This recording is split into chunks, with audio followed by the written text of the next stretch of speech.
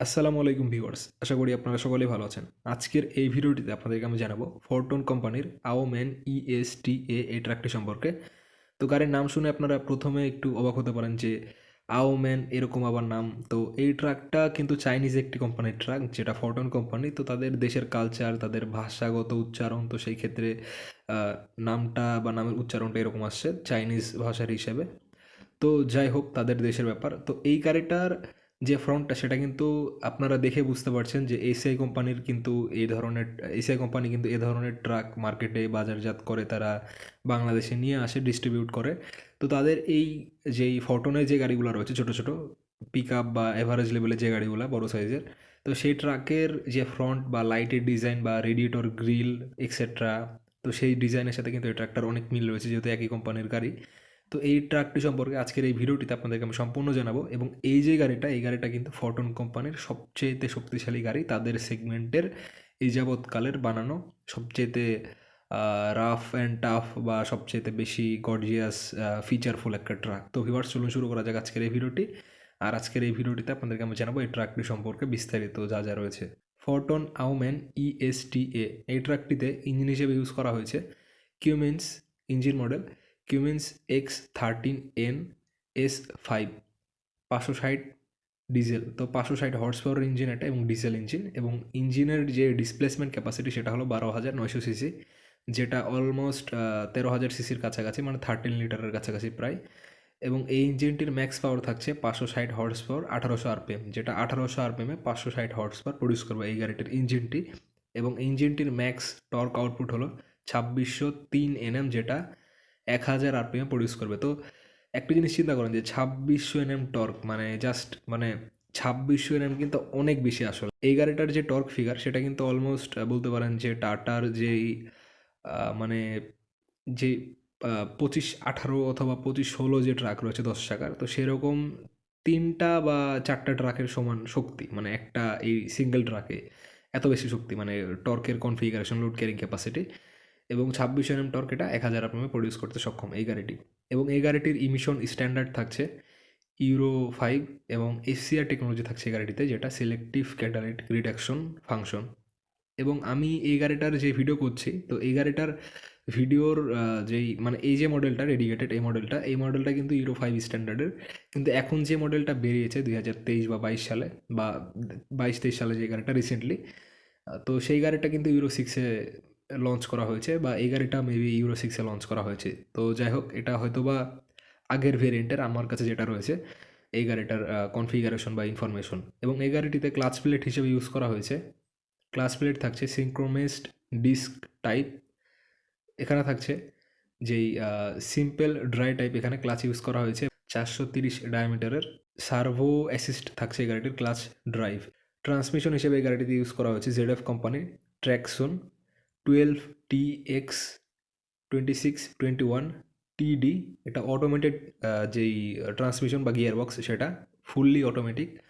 কোনো এখানে এএমটির ফাংশন নাই, বা এটা এএমটি না, যেরকম অটোমেটিক প্লাস ম্যানুয়াল থাকে এরকম না, সম্পূর্ণ এটা অটোমেটিক গিয়ার বক্স। এবং এই গাড়িটির যেই নাম্বার অফ গিয়ার্স থাকছে সেটা হলো 12টা, মানে সামনে 12টা গিয়ার থাকবে এবং পিছে থাকবে 4টা। তো ওখানে টোটাল এই গাড়িটিতে টোটাল এখানে 16টা গিয়ার থাকছে। মানে পিছে 16টা, সরি, পিছে 4টা গিয়ার থাকার কারণ হলো পিছে যখন গাড়িটা পাহাড়ি রাস্তায় পিছের দিকে গাড়ি যখন উঠবে, তখন সে সময় পিছের দিকে পুশ করার সময় উঁচা জায়গা যখন, মানে উল্টা হয়ে পিছের দিকে যখন উঠবে গাড়িটা, মানে ঢাল জায়গায় আনলোড করার সময় বিভিন্ন জায়গায় এরকম কিন্তু ওঠা লাগে ট্রাকে। তো সেই ক্ষেত্রে এত বড় গাড়ি, সেই ক্ষেত্রে 4টা গিয়ার কিন্তু অবশ্যই প্রয়োজন সেই ক্ষেত্রে। তো সেই ক্ষেত্রে বলতে পারেন যে এই গাড়িটাতে 4টা গিয়ার দেওয়া হয়েছে ব্যাকে, এবং সামনে 12টা। তো 12টা অবশ্যই প্রয়োজন হবে না, হাইয়েস্ট 9টা বা 7টা এরকম হতে পারে, কারণ হাইয়েস্ট গিয়ারে কিন্তু স্পিড অনেক বেশি থাকবে। তো সেই ক্ষেত্রে এটা বলা যায় অবশ্য। এবং 4টা গিয়ার যে রিভার্স, এই জিনিসটা কিন্তু বাংলাদেশের ম্যান কোম্পানির বাসে রয়েছে, যেটা গ্রিন লাইন পরিবহনে রয়েছে, সেই গাড়িটিতে এরকম 4টা গিয়ার পিছে রয়েছে। তো সেটার আসলে লজিকটা আপনারা এখন জিজ্ঞেস করতে পারেন যে সেটা তো ট্রাক না, এত হেভি লোড নেওয়ার মতো বা হেভি লোডের জন্য তৈরি করা না, সেই ক্ষেত্রে এখানে 4টা গিয়ার ব্যাকে কেন দেয়, ব্যাক সাইডে? তো সেই গাড়িটা তো 16 গিয়ার, এরকম 12টা সামনে, পিছে 4টা। কিন্তু পিছে 4টা থাকার কারণ হলো সেটা ওভার ইঞ্জিনিয়ারিং প্রোডাক্ট, মানে ম্যান কোম্পানির প্রোডাক্ট। আর ম্যান কোম্পানি কিন্তু জার্মানির একটা কোম্পানি। তো সেই ক্ষেত্রে ধরে নিতেই পারেন যে এটা মানে যুগের চাইতে বেশি আপডেট এবং প্রয়োজনের চাইতে বেশি শক্তিশালী, মানে যেরকম জার্মান প্রোডাক্ট বা জার্মান গাড়িগুলো যেরকম হয়ে থাকে সব কিছু হাই লেভেলের, তো সেই রকমই ধরে নিতে পারেন। এবং ট্রান্সমিশন টাইপ থাকছে ডিরেক্ট ডিডি, এবং যে গিয়ার রেশিও থাকছে সেটা হলো প্রথম গিয়ার রেশিও যেটা ওয়ানেস্ট, মানে প্রথম যে গিয়ারটা সেটা হলো 16 দশমিক উনসত্তর, এটা হলো প্রথম গিয়ার রেশিও, এবং যে 12 নম্বর গিয়ার রেশিও সেটা হলো 1.00। এবং এই গাড়িটির যদি ফ্রন্ট এক্সেলের ক্ষেত্রে আসা হয় তাহলে এখানে তারা ইউজ করেছে যেই রিজিড এক্সেল ইউজ করেছে, ফ্রন্ট এক্সেল হিসেবে ইউজ করেছে এই গাড়িতে rigid axle I beam inverted alloy type এখানে এক্সেল ইউজ করা হয়েছে। এবং এই গাড়িটিতে হ্যান্ডিকসন কোম্পানির AS 460 সাসপেনশন এখানে ইউজ করা হয়েছে। 460 হ্যান্ডিকসন কোম্পানির 460 মডেলে এখানে সাসপেনশন ইউজ করেছে তারা। এবং লোডিং ক্যাপাসিটি হলো ফ্রন্ট এক্সেলের 7100 কেজি, মানে 7 টন 100 কেজি, এবং রেয়ার এক্সেল হিসেবে ইউজ করা হয়েছে এই গাড়িটিতে tandem with fully floating type reading axle এখানে ইউজ করেছে রেয়ার এক্সেল হিসেবে। এবং রেয়ার এক্সেলের সাসপেনশন থাকছে যেই এয়ারটেক কোম্পানির সাসপেনশন থাকছে ZF 57K, এবং ভি লিঙ্ক টাইপ থাকছে এখানে, শক অ্যাবজর্বার থাকছে, এবং এয়ার সাসপেনশন থাকছে এই গাড়িটিতে। মানে এই যে সাসপেনশনগুলো, মানে যেই এয়ারটেক কোম্পানি সাসপেনশন যেই বেসিক সাসপেনশন থাকে, তারপর তার সাথে ভি লিঙ্ক ফাংশন থাকছে এবং শক অ্যাবজর্বার থাকছে, তার সাথেও এখানে মেন সাসপেনশনের জায়গায় এখানে এয়ার সাসপেনশন ইউজ করা হয়েছে, যেটা লাক্সারিয়াস বাস এবং ট্রাকে উভয় ক্ষেত্রে থাকে। এবং এই গাড়িটির রেয়ার এক্সেলের লোড ক্যাপাসিটি 25,200 কেজি, মানে 25 টন 200 কেজি। যদি এই গাড়িটির টায়ারের ক্ষেত্রে আসা হয় তাহলে এখানে এই গাড়িটির টায়ার সাইজ থাকছে 295/80 আর 22.5 152/148 L। এবং এই গাড়িটির রিম সাইজ থাকছে 22.5 গুণিত 8.25। যদি এই গাড়িটির ইলেকট্রিক সিস্টেমের ক্ষেত্রে আসা হয় তাহলে এখানে তারা উল্লেখ করেছে ইলেকট্রিক্যাল সিস্টেমের ক্ষেত্রে যদি আসা হয় অল্টারনেটর থাকছে এই গাড়িটিতে। অল্টারনেটর হিসেবে এই গাড়িতে ইউজ করা হয়েছে, যেটি জেনারেটর বলতে পারেন, সেটি 28 ভোল্টের এখানে তারা অল্টারনেটর ইউজ করেছে। 28 ভোল্ট 90 AH ক্ষমতা সম্পন্ন, মানে 90 A ক্ষমতা সম্পন্ন। এবং ভোল্টেজ আউটপুট থাকছে 24 ভোল্ট নেগেটিভ গ্রাউন্ড তার এখানে উল্লেখ করেছে। এবং ব্যাটারি থাকছে এই গাড়িটিতে 180 AH ক্ষমতা সম্পন্ন, দুইটি ব্যাটারি থাকছে, মানে 180 ক্ষমতা সম্পন্ন 180 AH ক্ষমতা সম্পন্ন ব্যাটারি থাকছে দুইটা। তো 12 ভোল্ট প্লাস 12 ভোল্ট এখানে 24 ভোল্টের সিস্টেম আউটপুট থাকবে। যদি ব্রেকের ক্ষেত্রে আসা হয় এই গাড়িটির তাহলে এখানে তারা ইউজ করেছে ব্রেক থাকছে fully polymetric service brake S cam type থাকছে, তার সাথে থাকছে স্প্রিং পার্কিং ব্রেক থাকছে অ্যাক্টিং অন রেয়ার এক্সেল, তার সাথে থাকছে component for front axle ventilated disc থাকছে যেটা ফ্রন্ট এক্সেল, এবং যেটা কম্পোনেন্ট ফর রেয়ার এক্সেল থাকছে সলিড ডিস্ক থাকছে, সলিড ডিস্ক থাকছে, যেটা মানে পিছেও ডিস্ক ব্রেক থাকছে সলিড টাইপের। এবং অক্সিলারি ব্রেক হিসেবে থাকছে এই গাড়িটিতে assistance auxiliary engine brake and ABS plus EBD, তার সাথে থাকছে ASR সিস্টেম। এবং এই গাড়িটিতে যে ফিউল ট্যাঙ্ক ক্যাপাসিটি সেটা থাকছে 700 লিটারের ফিউল ট্যাঙ্ক ক্যাপাসিটি থাকছে এই গাড়িটিতে। এবং DEF ট্যাঙ্ক থাকছে এই গাড়িটির 65 লিটারের, যেটা অ্যাডব্লু ট্যাঙ্ক। এবং নাম্বার অফ প্যাসেঞ্জার থাকছে এই গাড়িটির, মানে প্যাসেঞ্জারের সংখ্যা থাকছে 2টি। তো 2জন এখানে বসতে পারবে, মানে ড্রাইভার প্লাস কোর ড্রাইভার যে হেল্পার, তো 2জনের জায়গা থাকছে। কিন্তু এখানে কিন্তু 6জন বা 7জন আরামে বসতে পারবে, কারণ এত জায়গা ভিতরে, মানে স্লিপার ক্যাবিন তো আসলে, তো সেটা আপনারা ধরেই নিতে পারেন যে মানে নর্মালের চাইতে বেশি লোক আটবে, কারণ সামনের সিটে 2জন, তার সাথে সিটের পাশে তো একটু ফাঁকা থাকে, সেখানে যদি একজন বসে, তারপরে পিছে স্লিপার সিটে যদি 4জন বা 5জন বসা যায় তাহলে তো মানে ধরে নিতে পারেন 6-7জন বসা যায় অবশ্যই, কারণ এটা ট্রেলার গাড়ি। নর্মাল যে গাড়িগুলো সেগুলোর চেয়ে অনেক উঁচা লম্বা চওড়া এবং হাইটের দিক থেকে অনেক বেশি, সেই ক্ষেত্রে স্পেশিয়াস কেবিন, তো সেই ক্ষেত্রে মানে আটাআটি করে তো বসা যাবেই। তো মানে স্ট্যান্ডার্ডের ক্ষেত্রে এখানে তারা উল্লেখ করেছে 2জন বসা যাবে, তো সেই ক্ষেত্রে এখানে 2জন বসা যাবে, মানে স্ট্যান্ডার্ড সিটিং লেআউটের ক্ষেত্রে। এবং যদি এই গাড়িটির পারফরমেন্সের ক্ষেত্রে আসা হয় তাহলে এখানে তারা উল্লেখ করেছে টার্নিং রেডিয়েন্স থাকছে এই গাড়িটির 13,880 মিলিমিটার। এবং এই গাড়িটির যেই মানে যেই কী বলা আর কি, যেটা গ্রেডেবিলিটি সেটা হলো 21.5%, যেটা ঢাল জায়গা দিয়ে গাড়ি ওঠার যে শতাংশ গ্রেডেবিলিটি সেটা হলো 21.5%। যেহেতু এটা ট্রেলার, তো সেই ক্ষেত্রে যেই ঢালে ওঠার যেই শতাংশ সেটা কম, মানে কত ডিগ্রি উঠতে পারবে বা সেটার মানে কনফিগারেশন। এবং এই গাড়িটির ম্যাক্সিমাম স্পিড থাকছে 85 কিলোমিটার/আওয়ার 1500 RPM, মানে 1500 RPM তারা এখানে ক্লেম করছে যে তাদের এই গাড়িটি 85 কিলোমিটার/আওয়ার স্পিডে ছুটতে সক্ষম। তো এটা আসলে বলার মতোই, কারণ চায়না বা বাইরের উন্নত দেশে আসলে গাড়ি বা ট্রাকের স্পিড স্ট্যান্ডার্ড মানে এরকমই আসলে 100-এর নিচে।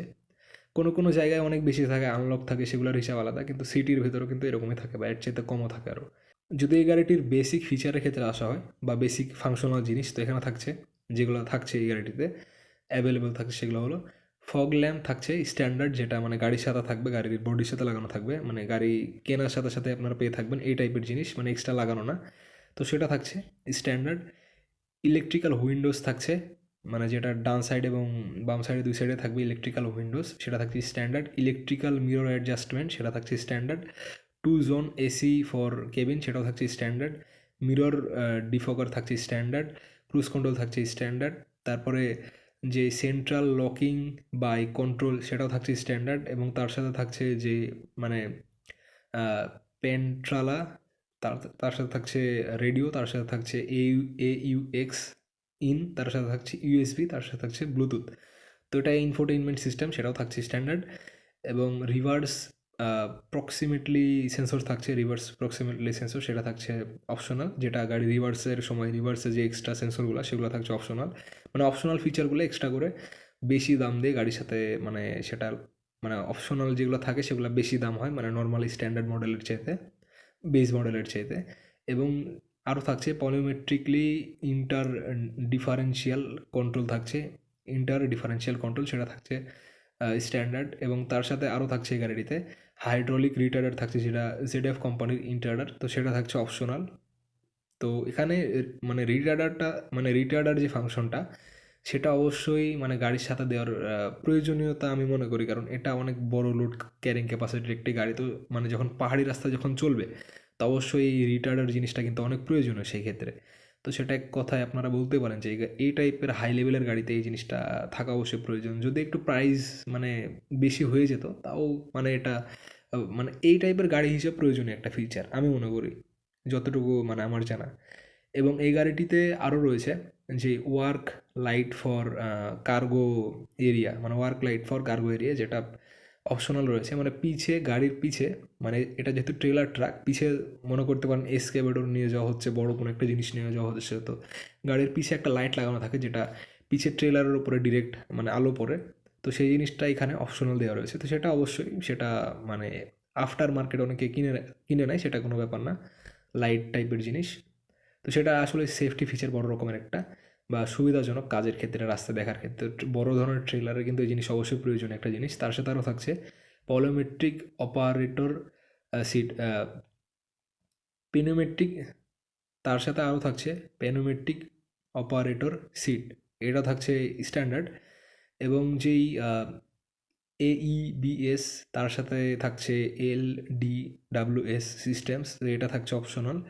এবং ইলেকট্রিক অ্যান্ড যেই পলিওমেট্রিক হর্ন থাকছে, যেটা এয়ার মানে হাইড্রোলিক হর্ন যেটা, সেটা থাকছে স্ট্যান্ডার্ড। মানে যেটা ইলেকট্রিক হর্ন নর্মাল যে হর্ন থাকে সেটা থাকছে, তার সাথে এয়ার হর্ন থাকছে, যেরকম ট্রেনে যেরকম মানে খুব লাউড মানে বাতাসের মাধ্যমে সাউন্ড করা হয়, যেরকম ফু দিলে বাঁশি বাজে, ওই টাইপের মানে হর্ন লাগানো এখানে বাতাসের মাধ্যমে বাজে। সেটা গাড়ির যেই এয়ার গেজ বা এয়ার যে বাতাস জমানোর যে সিলিন্ডার, সেখান থেকে হাওয়া নিয়ে সেই হর্ন ইউজ করে। তো সেটা অনেক পুরাতন, অনেক আগেকার গাড়িতে থাকতো। এটা কিন্তু একটা এফেক্টিভ জিনিস, যখন অনেক হাইওয়েতে অনেক স্পিডে যাচ্ছে এমার্জেন্সি মোমেন্টে, এই জিনিস প্রয়োজন অনেক, মানে সিকিউরিটি অ্যালার্ট করার হিসেবে, মানে হঠাৎ কেউ বেখেয়ালিভাবে গাড়ি চালাচ্ছে বা সামনে কিছু একটা যদি চলে আসে, তো সেই ক্ষেত্রে এই হর্নটা দিলে মানে মানুষ একটু মানে খুব মানে আচমকা বা তাড়াতাড়ি একটু বুঝতে পারে যে জিনিসটা সামনে কিছু একটা আসছে, তাড়াতাড়ি অ্যালার্ট করার জন্য। আর নর্মালি ইলেকট্রিক যে হর্নগুলো থাকে সেগুলো রয়েছে। এবং মানে বাইরের দেশের হিসেবে তো বাংলাদেশে এই ধরনের হর্ন নাই সাধারণত গাড়িতে, অনেক আগেকার গাড়িতে এই ধরনের হর্ন ফাংশন থাকতো। এবং এই গাড়িটিতে আরও রয়েছে অ্যাডজাস্টেবল স্টিয়ারিং হুইল থাকছে, যেটা থাকছে স্ট্যান্ডার্ড। এবং আরও থাকছে অটোমেটিক হেডলাইট হাইট অ্যাডজাস্টমেন্ট, যেটি থাকছে স্ট্যান্ডার্ড। মানে এটা আসলে একটা প্রয়োজনীয় ফিচার, যে গাড়ির হেডলাইটের পজিশনিং রোড অনুযায়ী ড্রাইভার কতটুকু ডানে বামে বা উপরে নিচে সেট করবে সেটার পজিশনিং, সেটা অবশ্যই একটা প্রয়োজনীয় ফিচার, সেটা থাকছে গাড়ির সাথে স্ট্যান্ডার্ড মডেলের সাথে থাকছে। এবং আরও থাকছে এই গাড়িটিতে সিট বেল্ট নোটিশ থাকছে স্ট্যান্ডার্ড। এবং আরও থাকছে tilt electrical tilting folding cabin. তো এটা কিন্তু অবশ্যই মানে তাদেরকে মানে কী বলা যায়, থ্যাঙ্কস দেওয়ার মতো একটা ব্যাপার, কারণ তারা এই ফাংশনটা স্ট্যান্ডার্ডের ক্যাটাগরিতে ফেলেনি, কারণ স্ট্যান্ডার্ড মডেলে অবশ্যই রয়েছে, মানে যেটা আর কি গাড়ি সুইচ দিলে গাড়ির কেবিন একা একাই ফোল্ড হয়। তো এই টাইপের প্রয়োজনীয় যে জিনিসগুলো, মানে এই টাইপের যেই প্রয়োজনীয় জিনিসগুলো, যেরকম কেবিন ফোল্ড করা ইলেকট্রিক্যালি, তারপরে সিট বেল্ট সেন্সর, এটা না হয় যদি মানে বাদ যায় তাতেও সমস্যা নাই। তার সাথে যে অটোমেটিক যেই হেডলাইট মানে হাইট অ্যাডজাস্টমেন্ট, তো এই টাইপের কিছু জিনিস রয়েছে যেগুলো খুবই ছোট, কিন্তু এগুলো আসলে গাড়িতে না থাকলে এরকম হাই কনফিগারেশনের গাড়ি চালানোর ক্ষেত্রে অনেক মানে বিপদের সম্মুখীন বা একটু আনকমফোর্টেবল বা মানে একটু বেশি সমস্যা পোহাতে হবে। মানে যে কমফোর্টেবল ফিচারগুলো আসলে থাকার কথা ছিল, থাকলে এই টাইপের বড় গাড়ি চালানো সুবিধা হতো মানে বাইরের দেশের হিসেবে। তো বাংলাদেশে অবশ্যই প্রয়োজন এই জিনিসগুলো। অনেক গাড়ি রয়েছে আসলে বাংলাদেশে, যেরকম ডেফের বিভিন্ন বিভিন্ন গাড়ি রয়েছে, তারপরে বা অন্যান্য কোম্পানির, সেগুলো আসলে রিকন্ডিশন আসে অনেক ক্ষেত্রে, অনেক ফাংশন কাজ করে, অনেক ফাংশন কাজ করে না। তো মানে সামনাসামনি আমার দেখা নাই, কিন্তু অনেক জিনিস তো এরকম চলে বাংলাদেশে। সেই ক্ষেত্রে সেই অভিজ্ঞতাটা আপনাদের সামনে আমি বলছি যে সেই গাড়িগুলোতে অনেক জিনিস থাকে এরকম অ্যাডভান্স ফিচার। যদি এই গাড়িটির ওয়েটের ক্ষেত্রে আসা হয়, তাহলে এখানে থাকছে গ্রস কম্বাইন্ড ওয়েট, তো সেটা হলো ৭৫,০০০ কেজি, যেটা ৭৫ টন। এবং এই গাড়িটির যে ভেহিকেলের ওয়েট, মানে খালি গাড়ির যে ওয়েট, সেটা হলো ৯.৫ টন। মাল্টি এক্সেল যে গাড়িটা, সেটা মানে ২ এক্সেলের। এবং এই গাড়িটির যে টোয়িং ক্যাপাসিটি, সেটা হলো ৬৫ টন আনুমানিক। তো বলতে পারেন যে এখানে স্ট্যান্ডার্ডের হিসেবে আনুমানিক প্রায় ৮০ টনের কাছাকাছি এই গাড়িটা লোড টানতে সক্ষম। তো এটা হওয়ারই কথা, যেহেতু ২৬ Nm টর্ক প্রডিউস করে। তো এই গাড়িটা ১৫০ থেকে মানে ১৫০ থেকে ১২০ টন পর্যন্ত লোড অনায়াসে টানতে পারবে এই গাড়িটা। এবং তার বেশিও টানতে পারবে যদি ওভারলোড গাড়ি হয়, বা অনেক যদি চাকা হয়, যেরকম ওভার ডাইমেনশনাল কার্গো, বা কিছু কিছু কাজ থাকে, গাড়ির স্পিড অনেক কম থাকে, অনেক মানে স্বাভাবিকের চেয়ে অনেক কম থাকে, কিন্তু গাড়ি ধীরে যায় বিভিন্ন প্রজেক্টের কাজে, বা বিভিন্ন ধরনের ব্রিজ বা এই ধরনের ওভার সাইজ কার্গো, সেই ক্ষেত্রে এই টাইপের গাড়িগুলা, এই কনফিগারেশনের গাড়িগুলা সেই ক্ষেত্রে ইউজেবল সেই কাজের ক্ষেত্রে। তো ভিউয়ার্স, এই ছিল এই গাড়িটা, যেটা আপনারা সম্পূর্ণ জানলেন এই গাড়িটা সম্পর্কে, ফোরটনের আউমেন ইএসটি এই গাড়িটা সম্পর্কে। তো যদি বলা হয় যে এই গাড়িটা কীরকম, আসলে আমার কাছে কিন্তু অনেক ভালো মনে হয়েছে এই গাড়িটার।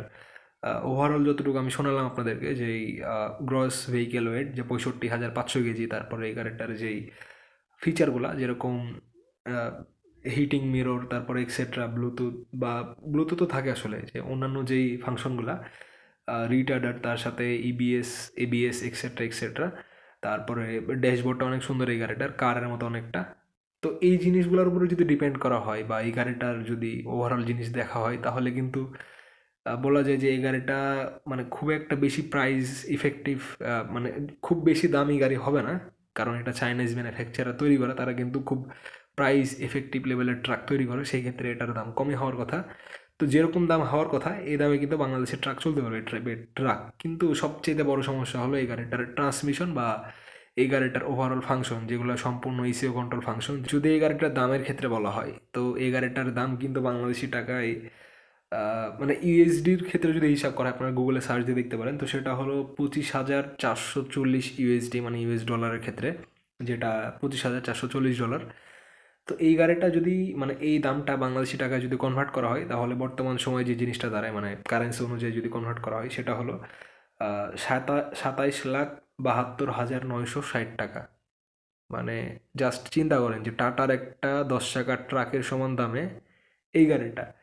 এখন এই জিনিসটা আসলে কতটুকু অরিজিনাল বা কতটুকু ডুপ্লিকেট, সেটা বলার বাইরে, কারণ নর্মালি কিন্তু গাড়ির দাম আর একটু বেশি হওয়ার কথা। তো চাইনিজ ম্যানুফ্যাকচারাররা এত কম দামে গাড়ি তৈরি করে, বা চাইনিজ কারেন্সি অনুযায়ী যদি কনভার্ট করা হয়, হয়তো যদি এই গাড়িটার সাথে যদি ট্যাক্সও অ্যাড করা হয়, মানে যে ট্যাক্স আর কি, কারের ক্ষেত্রে যেরকম 80 to 100% ট্যাক্স পে করা লাগে ট্রাকের বা কারের ক্ষেত্রে, তো সেরকম যদি ট্যাক্স পেও করা হয় এই গাড়িটার ক্ষেত্রে, মানে দাম যদি ডাবল হয় আসলে, তো সেই ক্ষেত্রে দাম যদি ডাবল হয়, সেই ক্ষেত্রে কিন্তু এটা মানে ৬০ লাখ টাকা দাঁড়াবে, যেটা আসলে খুব একটা বেশি কিছু না। কারণ বাংলাদেশের ট্রেলার বা অন্যান্য গাড়িগুলোর কিন্তু দাম এরকমই দাঁড়ায়, যে ১২ চাকার ডাম ট্রাকগুলো।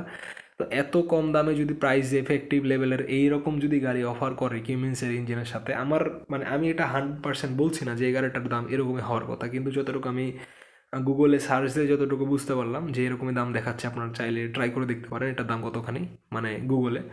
তো এই দামে যদি পাওয়া যায় আসলে, কিন্তু সেটা কিন্তু একটা ফিউচারিস্টিক ব্যাপার হবে, মানে বাংলাদেশের রোডে যে এই দামে এইরকম লেভেলের একটা গাড়ি। তো ভিউয়ার্স, দেখা হবে নেক্সট কোনো একটি ভিডিওতে।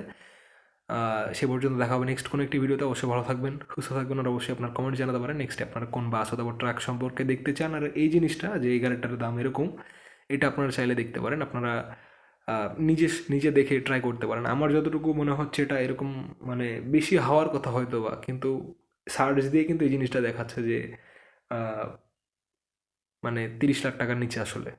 দেখা হবে নেক্সট কোনো একটি ভিডিওতে। আসসালামু আলাইকুম।